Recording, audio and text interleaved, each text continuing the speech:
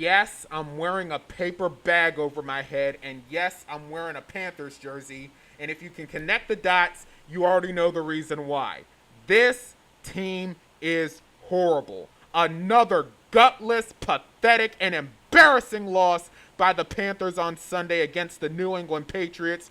42-13, but it really might as well have been 42-6 because at the end of the game, the team did one of the things that they've done the best over the last few years, and that's score a garbage time touchdown when the game is already decided. Now listen, I can be a proper sports host and give you guys stats and figures and stuff like that, but the only thing that's going to do is confirm the obvious. This team is horrible. They also confirmed that shutout win last week against the Falcons was nothing more than a mere utter fluke. I mean, our defense really went from giving up 0 points against the Atlanta Falcons on week 3 to giving up 42 points to a Patriots team that hasn't even been all that good this season. And plus, we're in a stretch. Right now, we are in a stretch in the season where these next few games were supposed to be winnable. This game was supposed to be winnable. Then we have the Dolphins coming up next week, and then the Cowboys, and then the Jets. I initially thought we were going to split those 4 games, but it's becoming more realistic that we might go 1-3, if not 0-4 in that stretch. And I'll tell you this, if I'm Dave Canales, I would be really concerned about my job right now. Because we all know how David Tepper is, and we all know the short leash that he has with coaches. And then the next 2 games after this stretch are against the Bills and the Packers.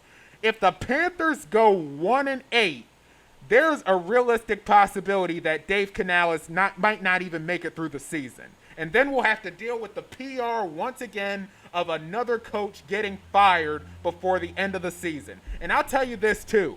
From the way things are going right now, the Panthers are going to have to move on from Bryce Young after this season. I'm done with him. As a Carolina Panthers fan, I am done with Bryce Young. I'm out on him. He just hasn't been that guy.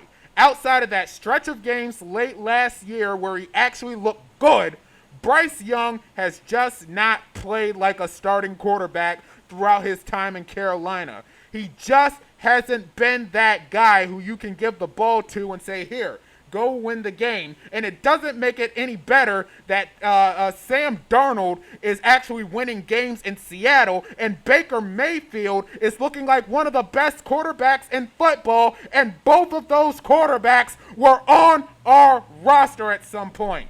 This team is a mess.